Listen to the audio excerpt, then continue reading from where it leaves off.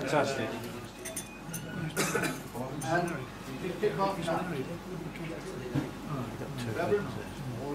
Mr. President, Madam Gentlemen, good to be back. I want to talk briefly, because I'm conscious some of you have got to go back to proper jobs this afternoon, about a rather exquisite medieval hill town called Siena, which is in Tuscany, somewhat southeast of Florence.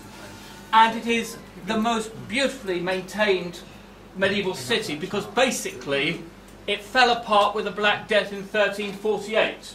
It had been one of the major cities, one of the most powerful cities of what we now would call Italy, from about 1260 onwards. But with the 1348 Black Death, which did a vast amount of damage to a lot of major European cities, most of them recovered.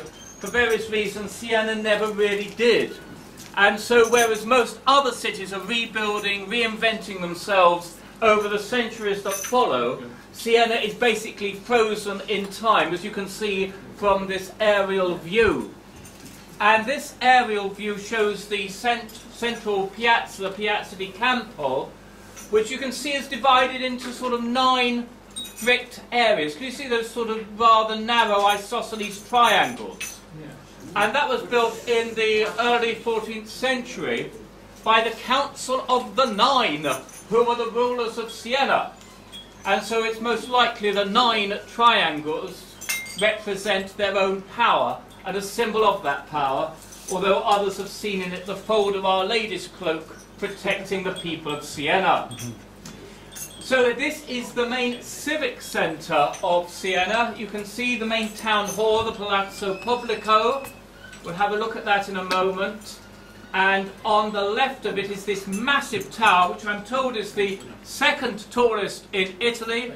I don't know what the 1st tallest is, but this is 102 metres. It's known as the Torre del Mangia. Mangia is an eater. And it was named after the first bell ringer, who was known as Mangia Guadagni, because he was so lazy his name was Eats the Profits. So it's the Torre del Mangia. So let's move into the square and look at a little bit more at the centre of Siena. And there is a view from the back of the square, looking across to the Palazzo Pubblico. And if you look just beneath the tower, you'll see a small building there. Can you just identify it as we go up to it a little bit closer? And this is a chapel that was built in the late 14th century. So this is one of the most modern bits of architecture in the cities we have it. And it was built as a chapel to give thanks for deliverance from the plague, which, seeing it had reduced the population to about 35% of what it had been before, is rather dubious cause for thanksgiving. At the very back of the square is this little fountain. It's still served by a 500-year-old aqueduct, but this Fonte Gaia is actually a fake. It's a 19th century copy of the original work done by Jacopo della Quercia in the 14th century. But it is still served by the same aqueduct that was built then. As we go back towards the Palazzo Pubblico, we've got to see it as, you know, you've seen the size of it. And round this square, twice a year, they have a horse race. And the 17 districts of Siena, the so-called Contrade, 10 of them are chosen by lot to enter this. And so they have lot drawn for the horse, lot drawn for the jockey, and then the horse goes off to the church to be blessed by the parish priest, and carries the money and the hopes of the local contrada. I spoke to somebody this morning who's been to the Palio on a couple of occasions. I haven't. This is somebody else's slides. And he tells me that although it officially starts at 7 o'clock in the evening, by the time you've got A, the Italians, and B, the horses sorted, ready for the off, it takes the best part of an hour, and it never starts before 8. And then it only takes 90 seconds. 90 seconds to rush round this square 3 times for the honour of winning the banner, the silk banner, known in Italian as the Palio, which is what the race is normally known as, the Palio. And once they get off, it goes at an absolute pace. It's very dangerous, apparently, to be too near the front of this crowd as they come hurtling round. I don't think there are many rules. I think it's bareback. Yes, they're riding on bareback, aren't they? As they come round. And whichever is the successful contrada, they are celebrating for many, many days after the event. It's held on the July the 2nd and August the 16th every year. And to get that number of people in that sort of area is quite an achievement.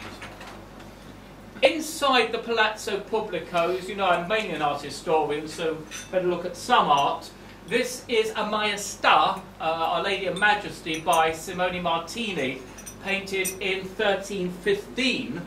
But the most significant art in the Palazzo Pubblico is the first secular set of frescoes. And these were painted in 1338 by a man called Ambrogio Lorenzetti. And this is in the council room. The Council of the Nine would meet in this room, and round their walls he frescoes the stories of good government and bad government. This is Siena under good government. You can see everybody's extremely happy. They're dancing in the streets, and you can see a wedding procession, and everybody's occupied. The place is clean, tidy, in good order. They're even sort of doing some work on the roofs at the back there. Massive fresco. We're looking about the length of this room. This is the first half on the left-hand side, and at the very right of this you can see the city wall. And that's going to lead us from the good government of the city under good government to the countryside under good government. And so this is the other half of the fresco. I don't know whether my slide projector's at an angle or whether it's not helped by the fact that screen is not straight, but I hope you can see enough to see a well-ordered countryside. Everything is blossoming. People are looking happy as they go to and from the city, and everyone is at peace and everything is hunky-dory. That is what it is like under good government, the councillors are being reminded.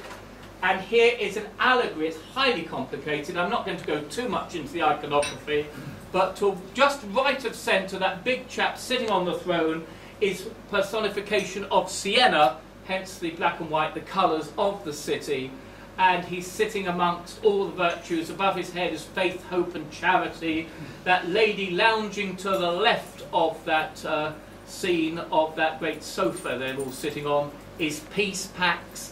And so the room is now known as the Sala della Pace, the room of the personification of peace. Fabulous bit of work. Remember, it's 1338 to 1340. I actually lecture for an hour just on this, so let me move on and show you what bad government looks like. Unfortunately, the fresco is quite badly damaged, but you can see the sort of devil in the middle with all the sort of vices surrounding him. Again, you've got the names of the individual vices, although this slide... Parliament. Sorry? Resembles our parliament. Yes, that's right. But you can see under bad government, nobody's working, the streets are a mess. In fact, the only person who is working is the blacksmith forging weapons. It's a very different Siena, and again, it is speaking to the councillors about the way they govern their city. So that's one centre of Siena. About a couple of 100 yards away is the other centre, which is the religious centre. This is the cathedral. It was going to become the biggest cathedral in the world, and essentially, if you can just see to the very right of that, you can see an extension of what might have been a new nave, and that would have become the transept of a new cathedral, when the ambitious people of Siena wanted to have the biggest cathedral in the world. But of course, after the Black Death, there was no money, the place had lost any prosperity, there was no further building, and so they only got as far as building just one part of the nave, which now houses the Cathedral Museum. But the cathedral itself is a remarkable piece of work. Again, you can see the black and white coloration of Siena marking it. Somebody asked me once about why the number of windows. Can you see as you go up the Campanile, the bell tower, that on one floor you've got one window, next floor you've got two windows, next floor you've got three windows, and so on up. It's actually quite common in bell towers, and the reason for it is, as you go up, the more windows you've got, the lighter that story is. So as you put one story on top of another, they are progressively getting lighter as you go up. So it's not an uncommon image. Let's look at the front, which is quite an extraordinary facade.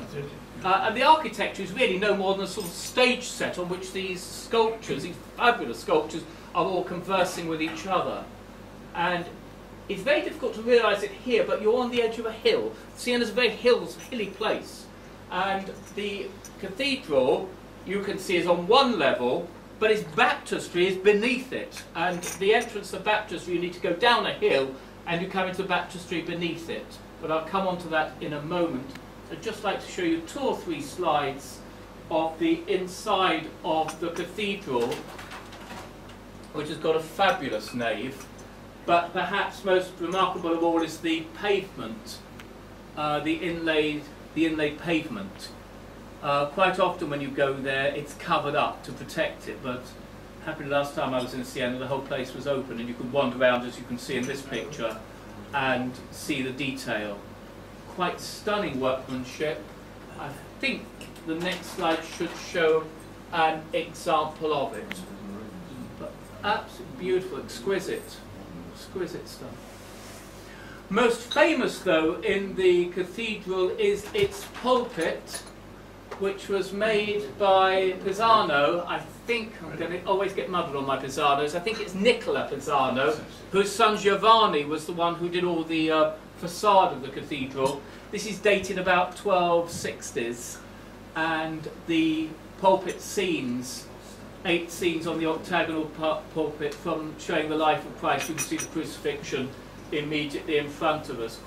Fabulous. I think there's a copy of this, a cast copy, in the cast court at the Victoria and Albert Museum. Is that marble up top? Sorry? Is it marble? Fabulous, isn't it? That's beautiful carving. Quite stunning, the detail. Yeah. This detail is quite stunning. Then, as I say, you need to come downstairs to get into the baptistry, because there wasn't room to build the baptistry next to the cathedral because it's on a hilltop.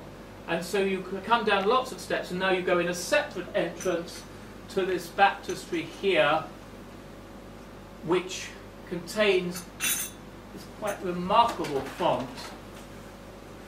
And those panels are done by people like Donatello and Ghiberti, some of the greatest sculptors of their generation.